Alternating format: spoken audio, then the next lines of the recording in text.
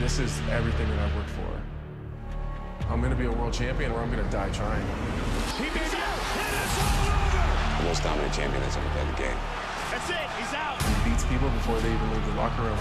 Right to the forehead. I don't care who he is. I don't care what he's done. I don't care who he's beat. Trying to finish this fight. He's never gonna shake me. He's never gonna intimidate me. He's not gonna break me. But I'm gonna finish John Jones. And this fight's everything people want to see.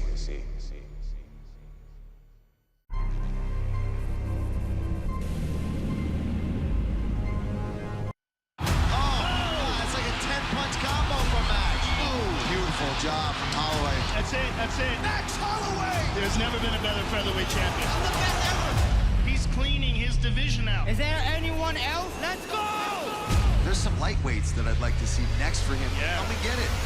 Oh, he stunned him. Poirier finishing the fight. That is it! Dustin Poirier! Look at my track record. Eddie Alvarez, former champ. Poirier! Gets the finish. Anthony Pettis, former champ. Poirier! Knockout! Justin Gaethje, former champ. Let's go! It's time! This is what I do. I live for this every day. He's as tough as they come, but that's one of the best fighters in the world. Big right hand! What a striking match by Israel Adesanya. Kelvin Gastelum with a belt over his shoulder. Kelvin, put that belt down. What you gonna do? Oh! Kelvin Gastelum! He's got tremendous power. Israel Adesanya! One of the most fantastic strikers to watch. 2 championship bouts. I can't wait.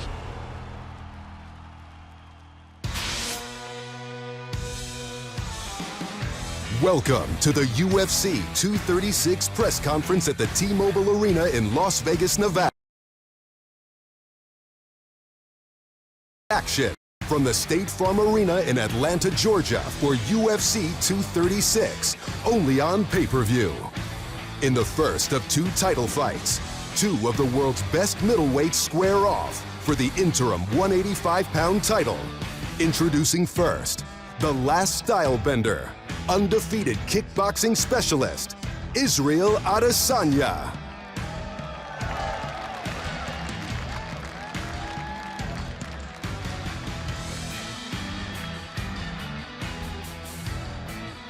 And his opponent, a 27-year-old rising star, coming off back-to-back wins against Michael Bisping and Jacare Souza.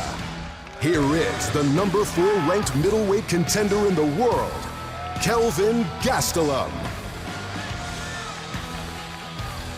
And now to the main event of UFC 236, a rematch, but this time with gold on the line. It is the UFC Interim Lightweight Championship bout between 2 of the most exciting fighters in the world. A veteran of the octagon, set to make the 30th appearance of his pro career and riding a 5-fight unbeaten streak, Lafayette's own Dustin the Diamond Poirier.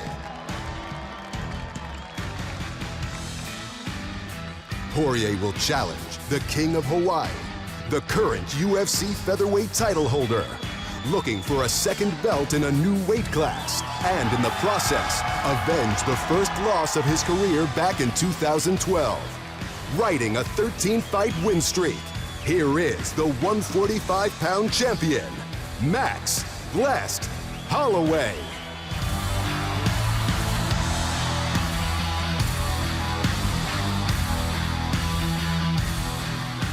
What's up, everybody? Good afternoon. Thanks for coming out today. Who has the first question? Max, wanted to start with you. Of course, a big opportunity here for you to get a second title, but this will have a little asterisk, right? I mean, it's an interim title, so only a handful of people have accomplished this. I wonder, if you get this done, where do you feel you rank at alongside those? I mean, do you think you should be considered with them, or do you feel like you'd have to win the unified title to really be considered a true double champ? Look, Khabib said he wanted to fight me, but he wanted me to prove myself. And I got Dustin, and April 13th, I decided to prove myself. I'm gonna go out there and prove myself, and when he's ready to come back, I'll be ready. And what is your current plan for your future at 145? I mean, do you have to kind of wait and see how this fight plays out? I mean, what do you intend to do at 145? Yeah, after that Ortega fight, I had to take some time personally and some business stuff. And then they came to me with this fight in April. You don't let these ones slip through your fingers. So, at the end of the day, first things first, I got Dustin Poirier, and we can talk to the UFC after that, I don't think Frankie or Jose deserve a champ that's not willing to defend for a year. So after this one, if I go back down, like I said in the summer, that would be fun. But first things first, April 13th. Dustin, if I could for you, can you talk about just the mental adjustment you had to make? I mean, you go from one day saying, I wish they'd just let me go because they're not doing any fights, to now I'm in a title fight. Can you talk about the mental adjustment it takes to be, that frustrated, and then to switch into, now I got to be in training camp for a title fight? It wasn't hard at all, man. I got the call, and right away the switch flipped, and I was in championship mode. I was ready to grind. I was ready to continue what I was doing. I was already in South Florida for 7 weeks, just preparing, hoping something big was coming. So yeah, I got frustrated because I felt like I was being punished for other guys' actions in a division that's top heavy. I didn't want to be waiting around. I wanted to be fighting. And here we are, April 13th, Max Holloway for the interim lightweight championship. It's beautiful. Dustin, when you moved up to 155, your career, I mean, it skyrocketed, and your performances were fantastic. Max has had a stellar run at 145. Are you expecting an even tougher Max, that maybe he's not dealing with that weight cut? I mean, what kind of fight are you expecting here? Yeah, it might benefit him. He might come in feeling better than ever, and I'm expecting that. This is going to be a hell of a fight. This is both of us, our fight IQ, this is a high-level fight. We have 40 fights between us in the UFC. I mean, this is going to be a hell of a fight, and I'm looking forward to it. I'm looking forward to the moment, the challenge. Not only do I accept this and look forward to this, I honor this. I go to bed at night. I can't wait. 25 minutes. Let's go. Thanks, Dustin. And Dana, just quickly, if I could for you, I mean, I don't think there's a fan alive that isn't excited about this fight, but where does it leave Tony Ferguson? I mean, the guy was the interim champion. I know I've heard the stories. He didn't want the fight, but I mean, where does he fit now in the title picture, and what do you do with Tony Ferguson? I don't know. I say all the time, when there's an opportunity, take it. And everybody who's sitting up here today is proof of that. You take the opportunities, and you get the shot. I don't know where this leaves Tony. Tony didn't want the fight. It's the fight I wanted. I mean, we even tried to make the fight with these two, and he didn't want it. You can't make anybody fight, man. If he doesn't want to fight, he doesn't want to fight. Fair enough. And just one last one for me, Dan. I want to ask you about this weekend's fight, the welterweight title fight. Colby Covington has been a busy man this week. I think there's an argument that he's either A, up next for the welterweight winner, or B, you should cut him after he stalked you at the blackjack table last night. So, between those two, where do you stand on Colby Covington right now? Is he the #1 contender, or should he be gone after what he did last night? Colby Covington is, he's another perfect example. He was offered the fight. He didn't take the fight. And he can come up with a million excuses on why he didn't. He didn't take the fight. You were the interim champ. You were next in line for Tyron Woodley. We offered you the fight in Dallas or somewhere in Texas. He didn't take the fight, and that's that. Everybody thinks I hate this kid. I don't hate this kid. Even after last night, I don't hate the kid. And last night wasn't as bad as it looked on video. It looked like it was whatever. But we were cool and we talked last night. And, face to face, he gets it. He knows he didn't take the fight, so he didn't get the fight. Just over here for Israel, kind of right in front to your left, is you've been kind of racking up the frequent flyer miles recently. You've been a busy guy. Why the quick turnaround off the fight against Anderson Silva? Before I left Melbourne, like within 2 days, they kind of offered me this fight, and I said, just let me breathe for a second. Let me just get out of Melbourne and just chill. And I think within the next day, I was like, yep, sign me up. I'll do the fight, because interim or not interim, at the end of the day, we had a deal. We had a deal. When we sat down, Dana, we shook on it. After Anderson Silva, I get a belt in my next fight, and I'm going to do that.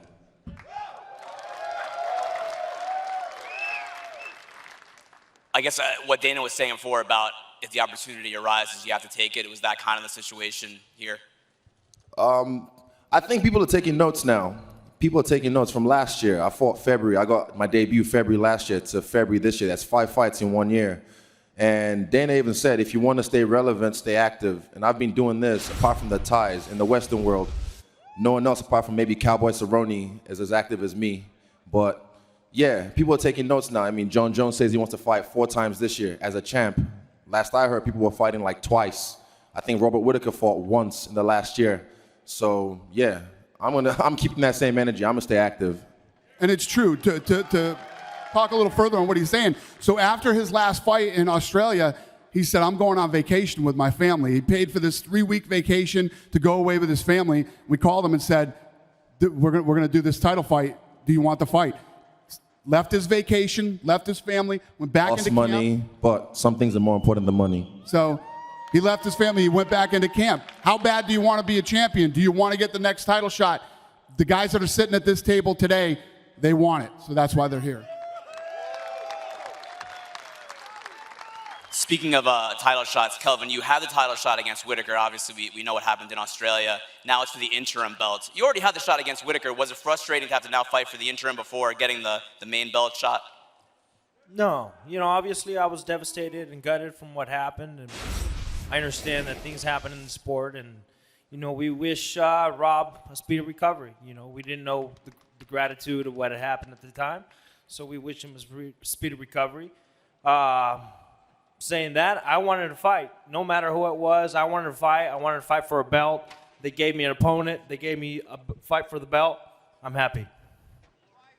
Not only that, let me say it's on April 13th, which is the day that I won the Ultimate Fighter Season 17. 6 years from now, Dana, you'll be giving me the belt.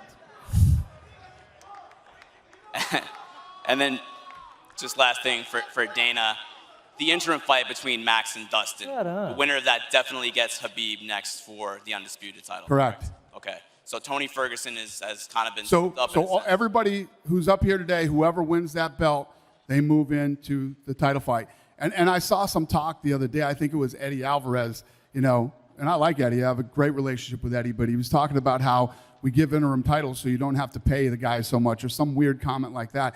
When you win the interim title belt, you're looked at as a title holder. So when you go into a title fight, both guys share in the pay-per-view revenue. If you're a contender without the interim title, you don't. So there's nothing bad about holding an interim belt going into a title fight. Eddie hasn't been right since I hit him with that last left hand either, so give him a break. So Dana, with that being said, what do you do with Tony Ferguson? Who's next for him? I don't know. I can't think about Tony Ferguson right now. I just offered Tony Ferguson a fight. I offered him that fight. He turned it down for whatever reason. And listen, that guy has his reasons for not wanting to take the fight. So he was offered. He declined. We move on. And then last thing for me, Cowboy Cerrone posted the other day a photo on his Instagram, proper 12 whiskey and a Budweiser. Cowboy versus Conor on July 6th. Yeah, that's listen, these two have been talking about this, and I said if they want to fight, I would do it, but we're nowhere close to a fight. We're actually looking at other opponents right now for Cowboy. Oh, I know. Hey, Calvin, right over here.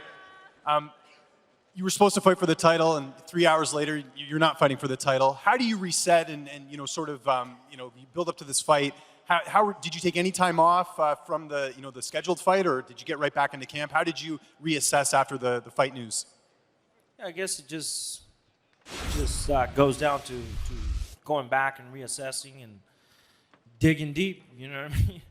I'm on the same boat as Israel. You know, I wanted to go to Cancun and hang out with my friends. If you look at their Instagrams right now, they're in Cancun. But right back on the horse. This is what we do. Like Dana said, the opportunity was offered and I took it. And just another follow-up question. Do you bring in anyone to train for a guy like Israel, or you just have a regular camp? Amen. Yeah, we have guys that we come in and we bring in and we strategize. Next question's for Max. I saw you talking about the featherweight division, but one name you didn't mention is Alex Volkanovski, who defeated Chad Mendes. Do you not think he's earned his shot at a potential title? You know, I don't know. I don't know who earns a shot nowadays. It's simple. I have a simple relationship with the UFC. I tell them, give me the toughest guy, the hardest fight, and I send the contract back. And just leave it at that. And last question, this is for Israel. Right over here. how much of an advantage do you think it is that you did get to fight at UFC 234 and you're just riding this momentum as opposed to Calvin who had to reset? So you said that word, momentum. Momentum's a powerful force. You know, keeps on rolling. And April 13th, I'm going to roll over Kelvin.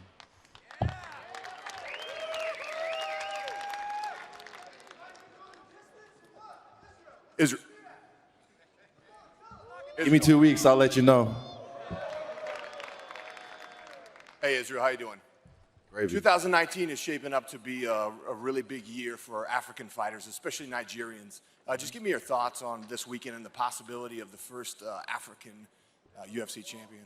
See, that's beautiful. Like, for me, people keep saying as well, like, man, do you wish Usman loses so you can be the first Nigerian UFC champion? And I'm like, that's some crabs in the bucket mentality. Like, why would I wish him to lose? Because it's good for me. It's good for African sports. It's good for, Nigerian athletes if he wins as well. So he wins, I win, we'll do a fucking tour around Africa. I mean, it'll be beautiful. And I'm telling you, man, hey, you guys think I'm the shit, but I'm the runt of my people. I'm the runt of my people. I had to earn where I'm at. You guys think I'm talented. You go back to Nigeria, I could find you a 9-year-old. You take a soccer ball out of his hands, give him some MMA gloves, teach him how to grapple, and they'll be wrecking shop. So right now, before the Africans start taking over, everyone start making moves. Thank you.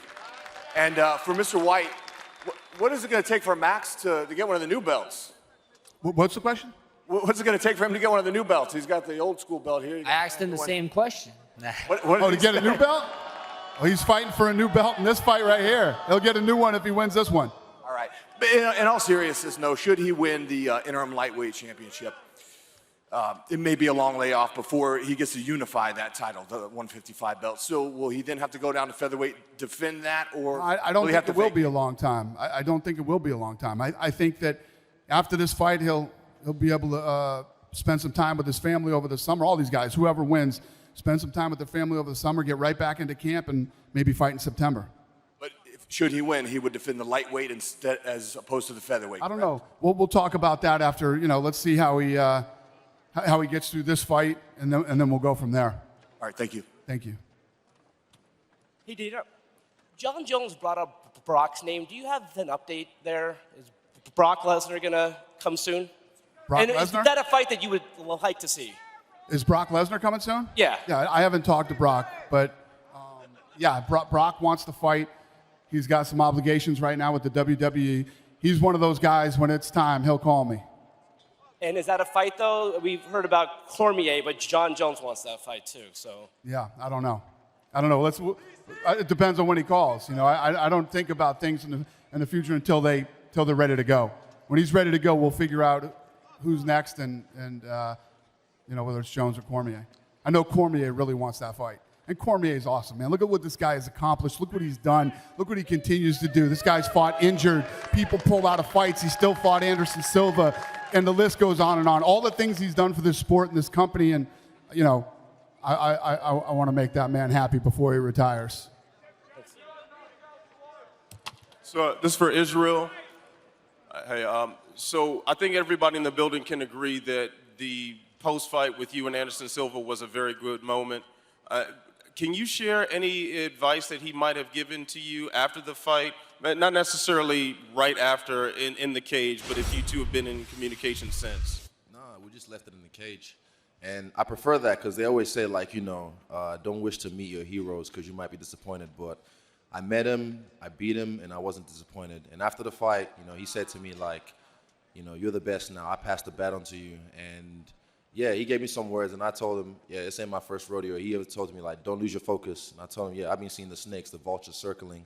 I see a lot of things. So he just reassured me that I'm on the right path, and I should just stay on that right path. And that's what I keep doing.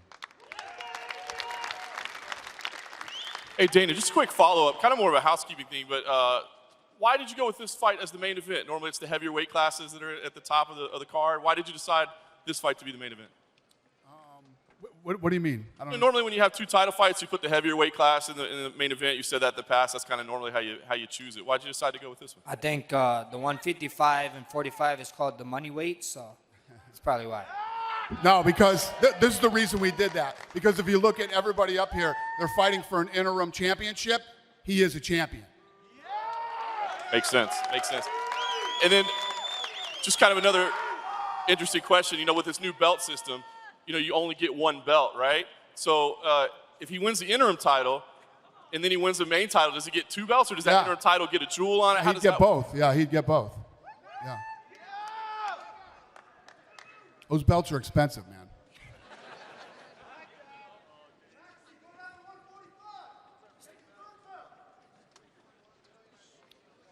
Next question. Go ahead, buddy. Afternoon for Kelvin Gastelum. Would this be too quick of a turnaround for you, or are you peaked already and you're good to go for next month? Listen, these opportunities will come around, so I took it. We're going to train smart. All of our attention's on Israel, and we're focused on that, and I'm happy with getting a fight, getting an opponent, and fighting for a belt. What was your question? Will he turn around right away and fight again for the title?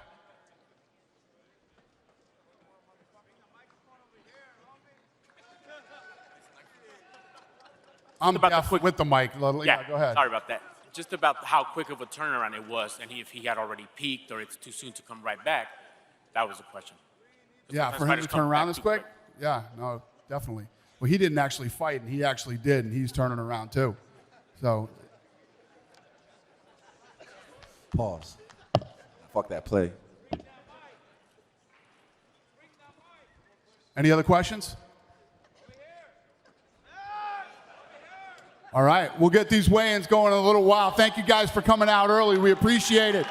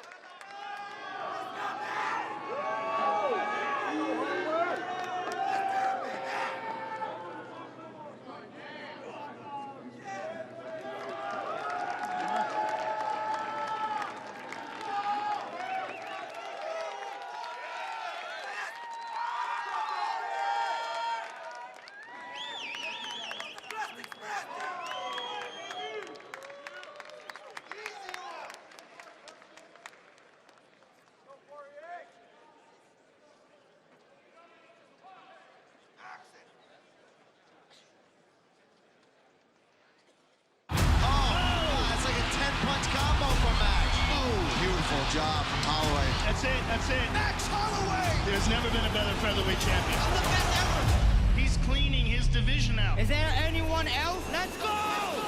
there's some lightweights that I'd like to see next for him. Yeah. Come and get it.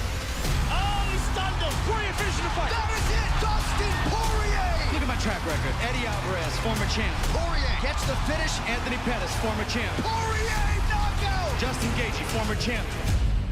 Let's go! It's time! This is what I do. I live for this every day. He's as tough as they come, but that's one of the best fighters in the world. Big right hand! What a striking match by Israel Adesanya. Kelvin Gastelum with a belt over his shoulder. Kelvin, put that belt down. What you gonna do? Oh! Kelvin Gastelum! He's got tremendous power. Israel Adesanya! One of the most fantastic strikers to watch. 2 championship bouts. I can't wait.